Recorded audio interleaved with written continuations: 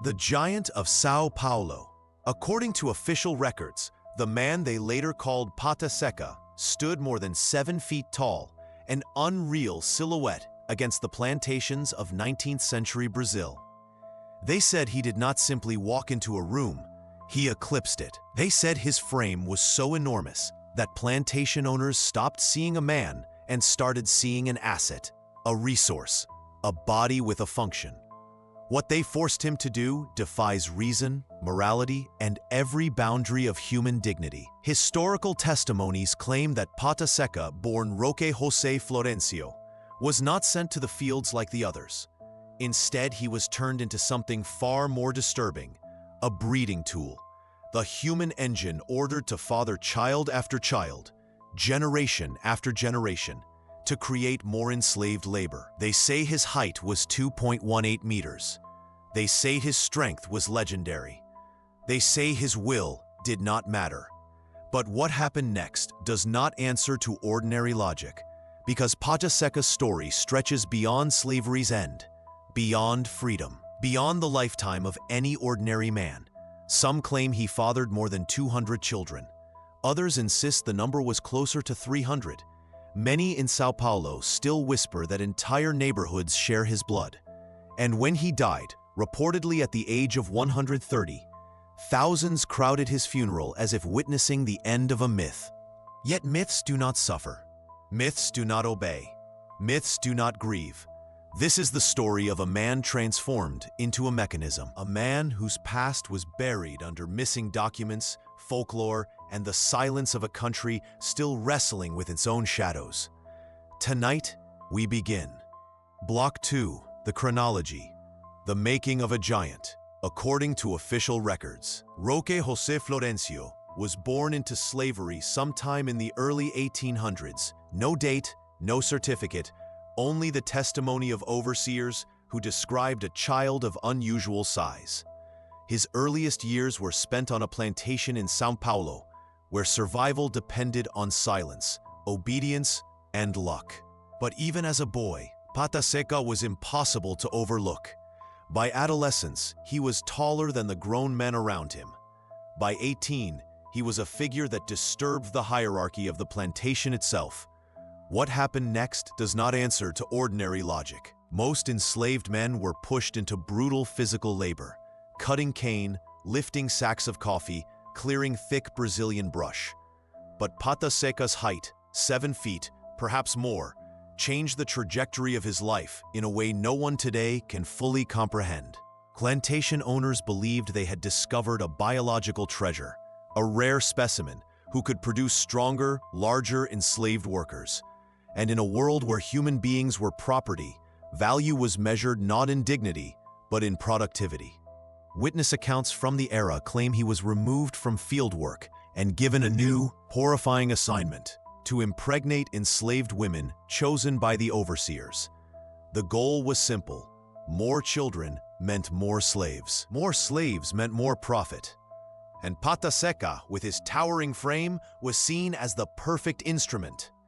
The plantation records from this period are fragmented, some burned, some missing, some locked in private collections. Yet oral histories preserved by descendants speak of a rhythm imposed on his life, a cycle of reproduction arranged like shifts on a factory line. Women were forced, children were born into bondage, and Páta Seca became a cog in a system built on suffering. But the chronicle does not end there. As abolitionist movements grew across Brazil, the empire tithed under pressure. Slavery was weakening. Tension simmered in the air of São Paulo. Rebellions, whispers of revolt, runaway slaves hiding in the forests known as quilombos. Amid this unrest, Páta Seca continued to live a life defined by the decisions of others, not his own. By the 1880s, he was already a legend on the plantations, a man so large and so controlled that rumors began to overshadow his reality. Overseers described him with a mix of awe and fear. Workers spoke his name in hushed tones. Some said he never raised his voice. Others said he rarely spoke at all. And many recalled moments when he would stare at the horizon as if searching for something none of them could see. Then came May 13th, 1888, the day Brazil abolished slavery. The Lei Áurea, the Golden Law, ended centuries of bondage in a single sentence. For the first time, Páta Seca was legally free. No overseer could command him, no master could own him. Yet freedom, for him, arrived late in life, after decades of being used for purposes no human should endure. He was given a small plot of land, just enough to survive, just enough to disappear. But Páta Seca did not vanish. He married a free woman. He fathered 9 more children. And something astonishing happened. Instead of bitterness, witnesses say he walked upright, quietly, with a dignity he had been denied for most of his life. Still, the years that followed only deepened the mystery of who he truly was. This is where the story turns from history into something stranger, something that feels too large, too improbable, even for a man of his size. Block 3, Facts and Atmosphere, the legend that grew in the shadows. According to official records, Páta Seca's life after emancipation should have dissolved quietly into the backlands of São Paulo. A freedman with a small plot of earth, a modest house, and a family of his own. And yet, this is where the story deepens into something far more elusive. Because the surviving documents tell only a fraction of what locals continued to whisper long after his death. Census logs from the late 19th century list a man named Roque José Florêncio living outside the town of Campinas, but the entries are inconsistent. In some years, he is marked as 60, in others, as 80. One document places him at 93, while a church baptismal record from the same decade suggests a man nearly 110. These contradictions are not errors. They are evidence of a life no bureaucracy could fully contain. And then there are the testimonies, oral histories delivered in low, uneasy tones. Elders in the region spoke of a giant who was seen walking at dawn, long after people believed he should have died. They describe shoulders as broad as an ox yoke, hands like slabs of iron, and a voice so soft that children leaned forward to hear him. Some claim he moved with the caution of a man who had learned that the world breaks those who stand tall. Others insist he never bowed his head again after freedom. What happened next does not answer to ordinary logic. By the early 1900s, the stories shifted. Locals began claiming Páta Seca had fathered more than 200 children, perhaps even 300. Descriptions of his descendants became family lore. Entire households pointed to a tall uncle, a broad-shouldered cousin, a grandmother with unusual height, all tracing their lineage back to the giant.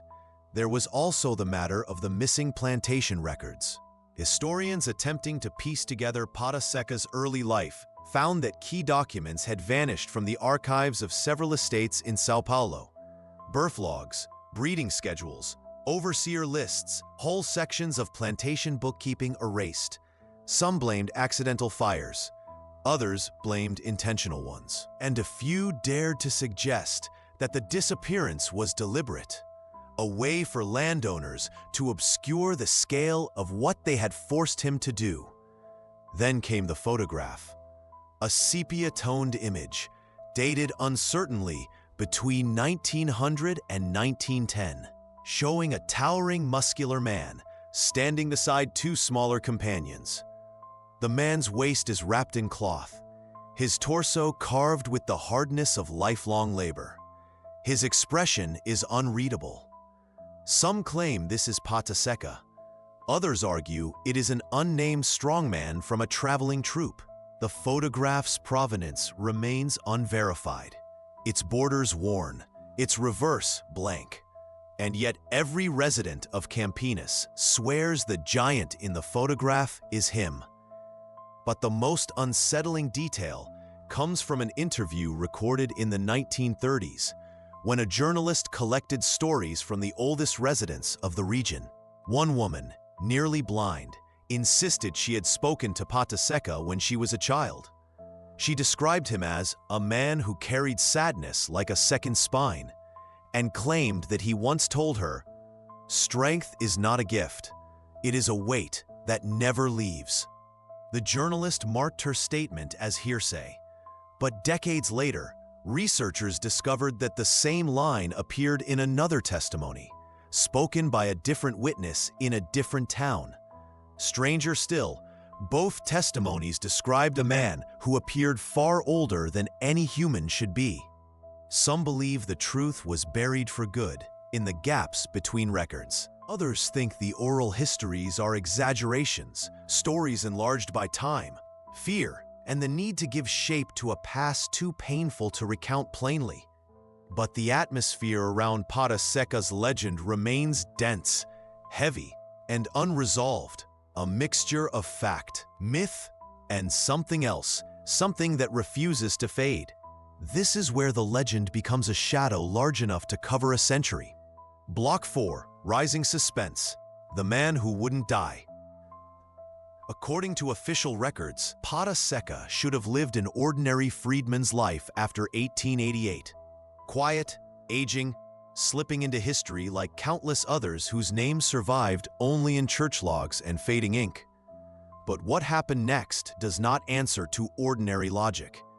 Because Páta Seca did not disappear into the silence of freedom. He grew larger in memory, stranger in presence, and more unsettling in the years that followed. The first wave of stories began just a decade after abolition. Witnesses claimed they saw him walking miles to sell produce from his small patch of land. A towering silhouette in the early morning fog. No cart, no horse, just a man whose stride seemed too long for the distance it covered. Children hid behind fence posts, unsure whether they were looking at a man or a legend come to life. Then came the second wave. Neighbors in Campinas described moments when Páta Seca would stand alone in the fields at dusk, unmoving for so long that cattle refused to graze near him. One farmer insisted he once found Páta Seca in the forest at night, with no lantern, no tools, simply standing between the trees as if listening to something they could not hear. He wasn't afraid of the dark, the farmer said. The dark was afraid of him. But the most chilling accounts emerged in the 1910s. By then, Páta Seca should have been a frail old man, if alive at all. Yet multiple residents reported seeing him carrying logs, lifting entire sacks of grain, and working with the strength of someone half a century younger. His hair grayed, but his posture did not break. His voice softened, but his presence tightened like a cord. And then there were the births. Between 1888 and 1915, church baptismal records show an unusual number of children, listed with the surname Florêncio, scattered across different neighborhoods. Priests of the time commented carefully on the remarkable similarity among certain families: height, bone structure, carriage. None of these notes were written in official registers, only in personal journals, recovered decades later.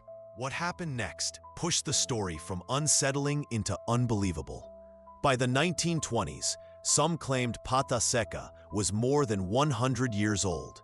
A visiting physician from Rio de Janeiro allegedly examined him after a fall and declared, in a private letter, that the man's bones did not match the expected degeneration for someone of his supposed age. The letter no longer exists. Only a typed transcript, unsigned, undated, remains in the archives of a local museum. Others spoke of seeing him alone at night, chopping wood by moonlight with a rhythm so steady it sounded mechanical. One account, dated 1928, describes a traveler who passed Páta Seca's home at midnight and saw him sitting on the porch, eyes open, motionless, as if he was waiting, the traveler wrote, for something only he understood. Some believed his unusual height and strength came from a rare medical condition. Others believed the years of forced breeding had created a myth around him that grew faster than the truth could restrain it. And a few quietly, privately whispered that Páta Seca had survived slavery only to become something the human mind was not made to comprehend. But the greatest tension came from a single question. How long did he truly live? Church records suggest he died around 1930. Family testimonies place his death closer to 1940. But residents of Campinas claim they saw him walking the roads in the late 1940s, tall, slow, carrying a wooden staff that looked like a sapling torn from the ground. If this is true, Páta Seca would have been at least 125 years old.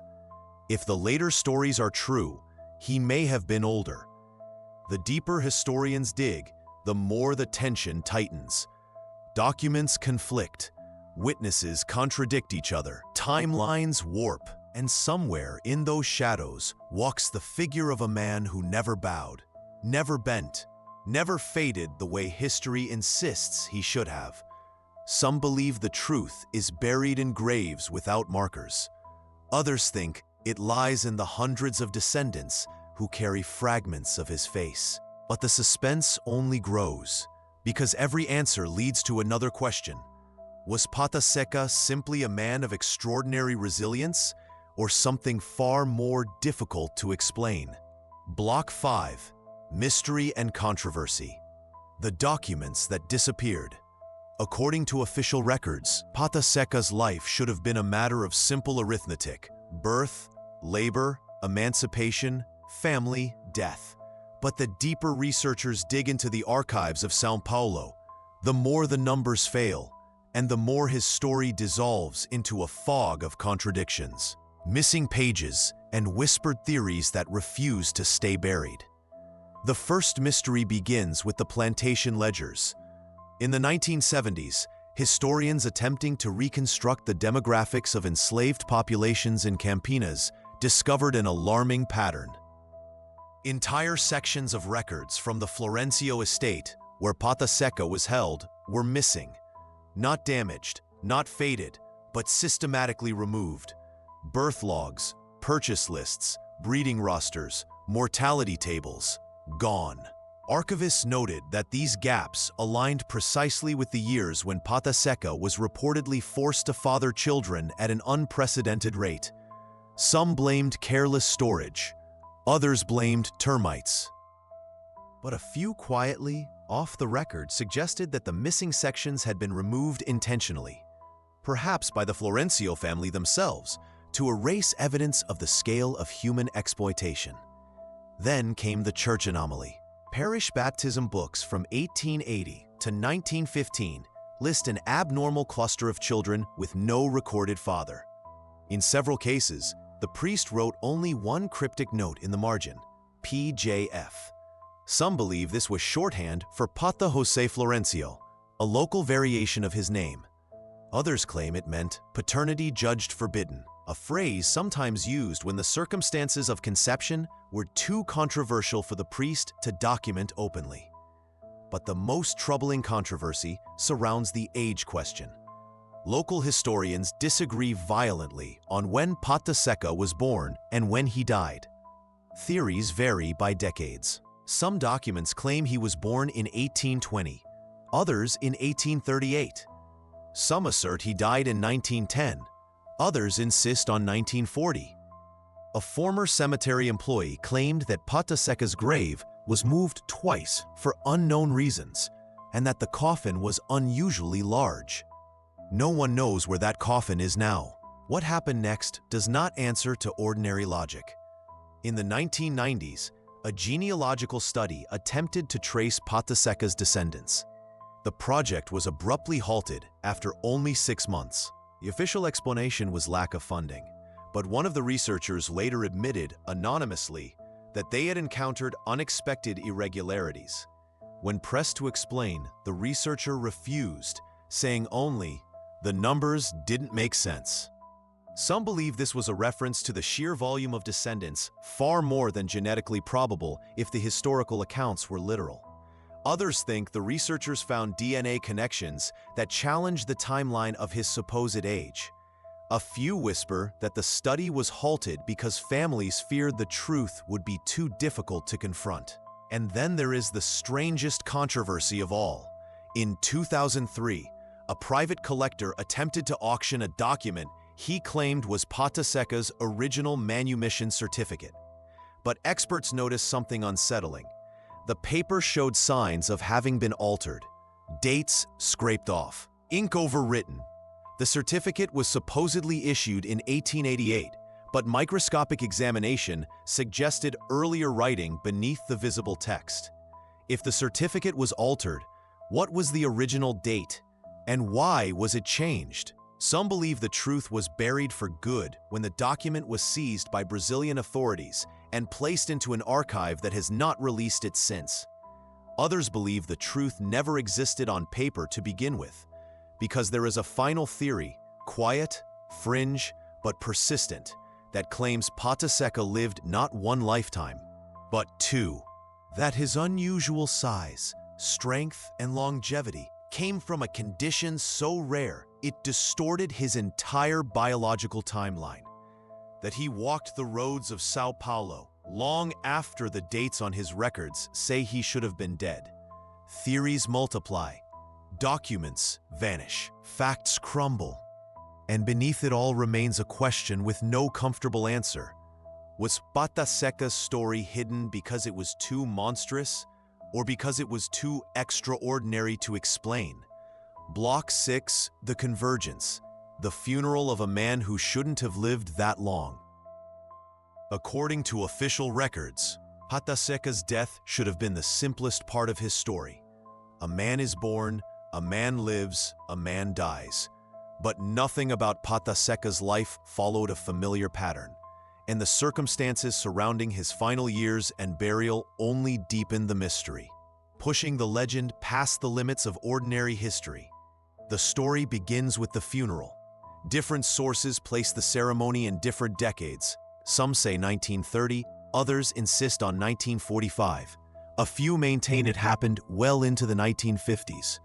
But every account, no matter how conflicting, agrees on one thing. The crowd that gathered for his burial was enormous. Thousands walked behind the coffin. Entire families lined the road. Curiosity seekers mixed with descendants. And those who were there swore the coffin was longer than any they had ever seen. Witnesses described the coffin being carried by 6 men, but struggling under the weight of what seemed like a body made of stone. One man recalled that the lid did not fully close and had been pinned down with metal clamps. Another insisted the undertaker refused to speak of the burial for the rest of his life. What happened next does not answer to any logic the living world obeys. Several attendees reported seeing something unusual during the procession. A series of strange knots carved into the coffin's wooden surface patterns, resembling symbols used in West African spiritual traditions. Yet no one ever learned who carved them or why. Priests dismissed the markings as wood grain irregularities, but local elders whispered that they were protection symbols meant to contain something powerful. Then there was the matter of the grave itself. Records indicate Páta Seca was buried in a cemetery on the outskirts of Campinas. But when researchers attempted to locate the exact plot decades later, they found something perplexing. Several graves recorded under his name, all with different dates. One site had a marker too small for a coffin of the size described. Another plot showed signs of having been dug up and refilled at some point in the 1960s. A third location, now overgrown, was marked only with a faded wooden board, the name barely visible. Some believe the grave was moved 2 or 3 times because of local superstition. Others claim the body was exhumed for scientific study and then quietly reburied to avoid outrage. And a few, those who whisper rather than speak, believe the coffin was never opened because no one wanted to see what truly lay inside. The most unsettling testimony comes from a retired sexton interviewed in the 1980s.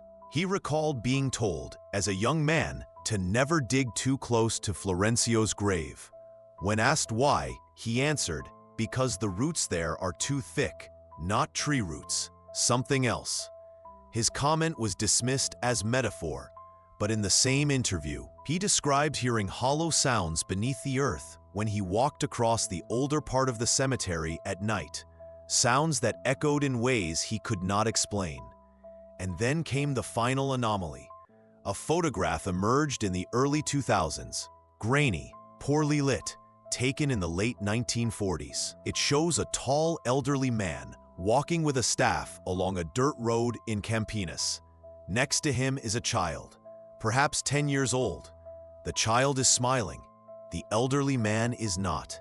His shoulders are massive, his posture erect. And though the photograph is labeled unknown, locals insist the man is Páta Seca, alive years after the earliest records claim he died. If the photograph is real, Páta Seca lived far beyond the span of an ordinary human life. If it is not real, then why do so many remember seeing him? As researchers sift through testimonies, grave sites, and half-preserved documents, one truth becomes unavoidable. The more evidence emerges, the less clear the story becomes.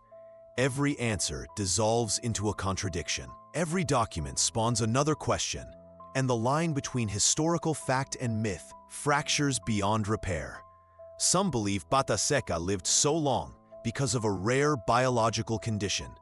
Others claim he survived through sheer will, and a few whisper that the world kept him alive because his suffering demanded more time than a single lifetime could contain. But beneath every theory lies the same quiet, unsettling thought. Perhaps Páta Seca did not simply live a long life. Perhaps time itself stepped aside for him. Block 7. The final question. What remains when a man becomes a legend? According to official records, Páta Seca's life ends with a burial, a date, a name carved into wood, a registry line fading under decades of dust. But nothing about this story truly ends. Not in the archives, not in the memories of Campinas, not in the whispers that still travel across São Paulo's red earth. Because Páta Seca is not only a man who lived, he is a man who refuses to die. What happened next does not answer to ordinary logic. In the decades after his supposed death, his descendants multiplied across the region, families carrying his height, his jawline, his unmistakable presence. Today, some genealogists estimate that thousands may share his blood. Others claim the number could be far higher, an entire branch of Brazilian identity shaped by one man who never chose the life forced upon him. But when researchers attempt to trace the bloodline, they encounter dead ends, lost baptismal books, altered ledgers, entire census years missing or overwritten. It is as if history itself struggled to contain him, rewriting and erasing him in equal measure.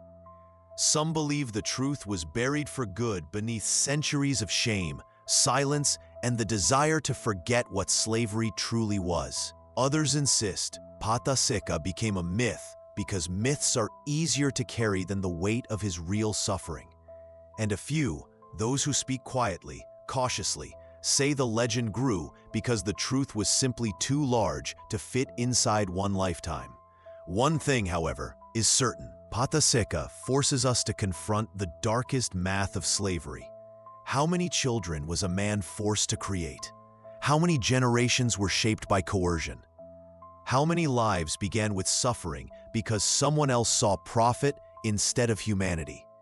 These are questions no document can answer without trembling. Witnesses who claim to have seen him late in life describe him as quiet, dignified, and impossibly strong, even in old age. But they also describe something else, an immeasurable sadness, a heaviness in his eyes, as though he carried not just his own history, but the weight of every life that began with his unwilling participation. In this way, Páta Seca becomes more than a figure of flesh and blood. He becomes a mirror, one that forces Brazil and the world to see what slavery truly demanded from those trapped inside it. Yet there is one final, unsettling mystery. Descendants interviewed in the 21st century often say the same strange thing, that Páta Seca's story is not finished. Some speak of dreams where he appears standing in fields at dusk. Others claim to feel his presence near the old plantations.